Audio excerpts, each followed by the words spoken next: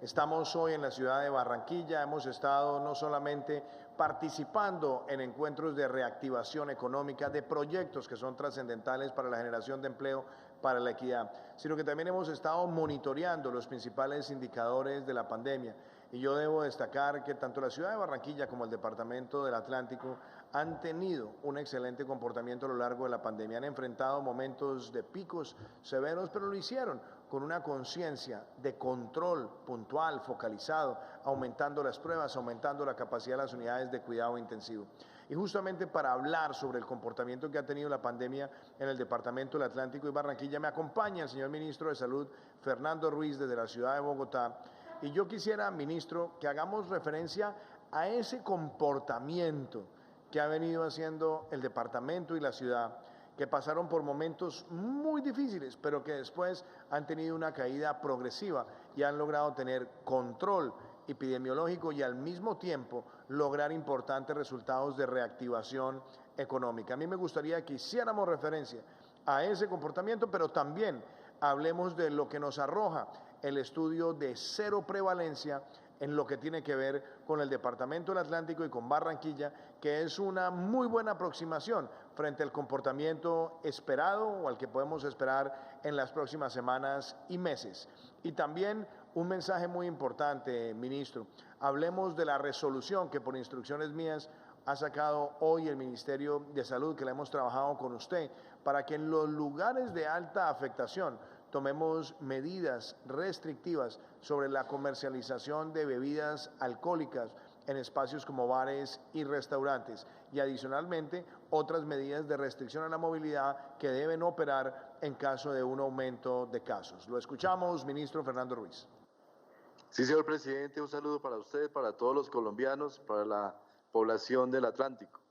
Usted claramente menciona, señor presidente, el tema de Barranquilla. Barranquilla es uno de los casos más interesantes de afectación de la pandemia en Colombia.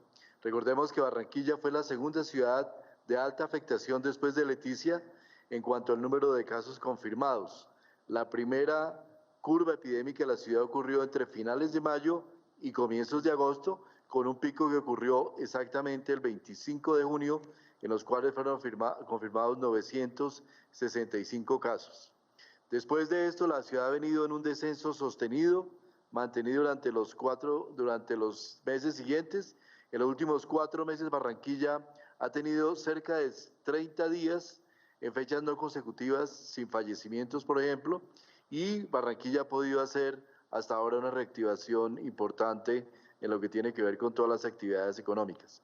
La ocupación de UCI tuvo sus momentos más críticos entre el 13 y el 15 de junio, y el plan de expansión de Barranquilla fue muy acelerado, que iniciamos con 281 camas de UCI y el 2 de julio ya habíamos duplicado exactamente esa capacidad. En el departamento del Atlántico la situación fue muy parecida a la de Barranquilla, recordemos que Barranquilla Atlántico constituye casi un área conurbada, por lo tanto las interacciones de contagio entre los departamentos y la ciudad son muy parecidas. El 27 de junio y el 7 de julio tuvo los días de mayor afectación en mortalidad, y la primera curva epidémica coincidió prácticamente con la de Barranquilla entre los finales de mayo y los comienzos de agosto. Desde septiembre hasta hoy, ningún día ha tenido más de 135 casos y más de 5 muertes diarias de fallecimientos. ¿Cuál es la ocupación de la UCI? En este momento tenía Atlántico 334 camas de UCI y hoy tiene 834, con un crecimiento del 150%.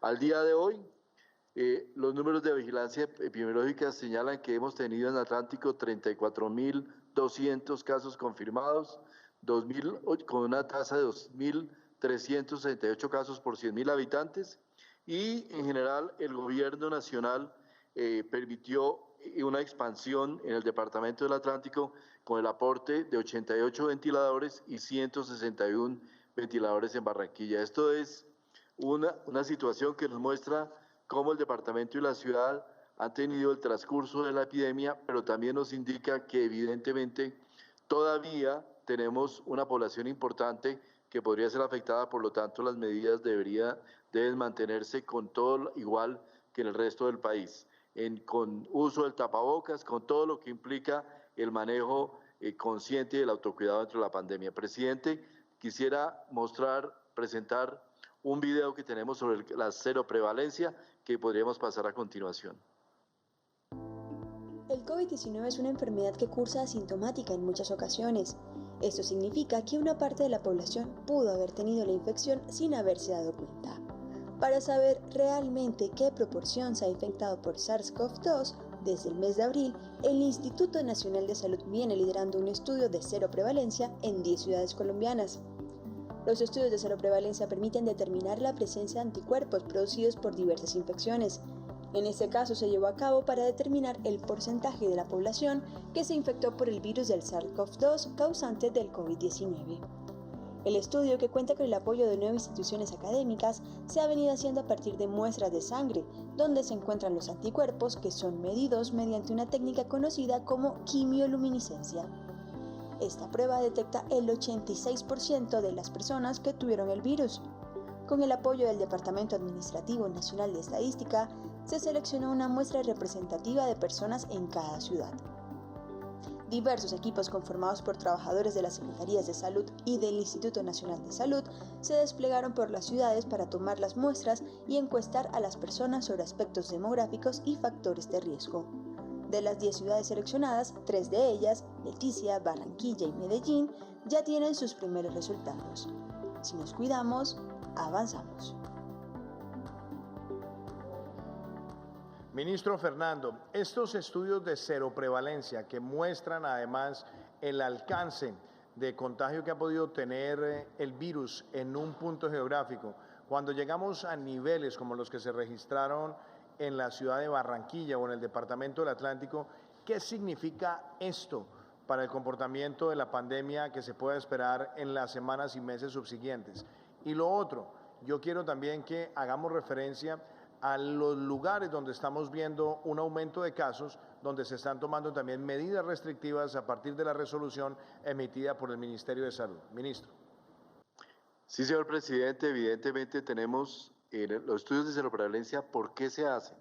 Se hace un estudio de seroprevalencia, o sea, se mide en la sangre de las personas quienes tienen anticuerpos contra el COVID-19. Esto significa que esas personas ya han tenido contacto con la enfermedad, ya han tenido contagio. ¿Por qué es importante hacerlos?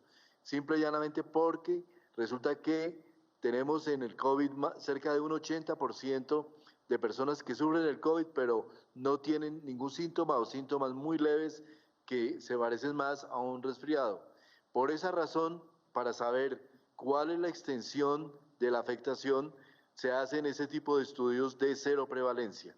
A manera de ejemplo, en Barranquilla tenemos en este momento, hasta el momento, 40.800 casos confirmados, pero el estudio de seroprevalencia que se realizó en la ciudad entre el 5 y 14 de octubre nos indica que hay cerca de un 55% de la población de la ciudad que ya tuvo contacto con el virus. Esto significaría que aproximadamente 700.000 personas han tenido contagio por el COVID, y frente a las 40.000 que aparecen registradas que tuvieron síntomas, indica la real extensión que ha tenido el contagio en la ciudad, 55%. Eso nos permite ajustar las tasas de mortalidad y tener un conocimiento mucho más preciso de cuál es el nivel de afectación. Es una afectación alta, pero, presidente, no nos podemos confiar, y barranquilleros. ¿Por qué? Porque todavía en el caso de Barranquilla podría estar por lo menos un 45% de población susceptible.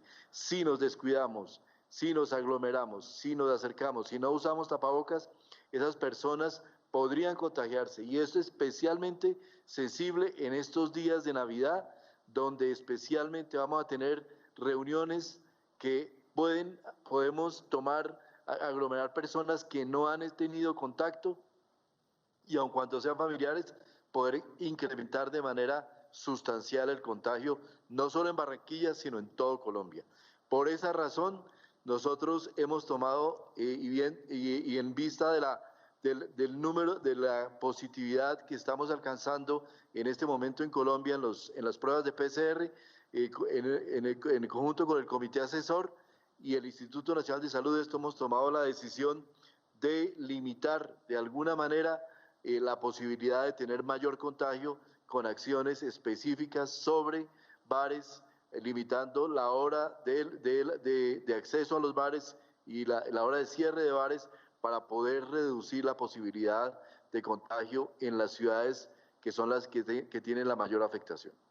Ministro, tenemos un video sobre la medida de bares. Ministro, antes de que veamos el video, también hablar sobre este mensaje, lo que dice también el ministro y lo que arrojan los estudios de cero prevalencia. Si bien un estudio de cero prevalencia puede decir o proyectar que un número importante de ciudadanos estuvo contagiado, ahí nadie puede tampoco bajar la guardia, ni pensar que porque llegamos a niveles de cero prevalencia altos, entonces ya podemos tomar la situación con relajación.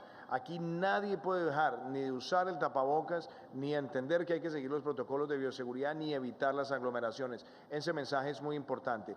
Y quiero, como lo dice el ministro, que vean ustedes el alcance de la resolución que hemos tomado para lugares de alta afectación en lo que tiene que ver con el consumo de licor y su venta en establecimientos gastronómicos o en bares.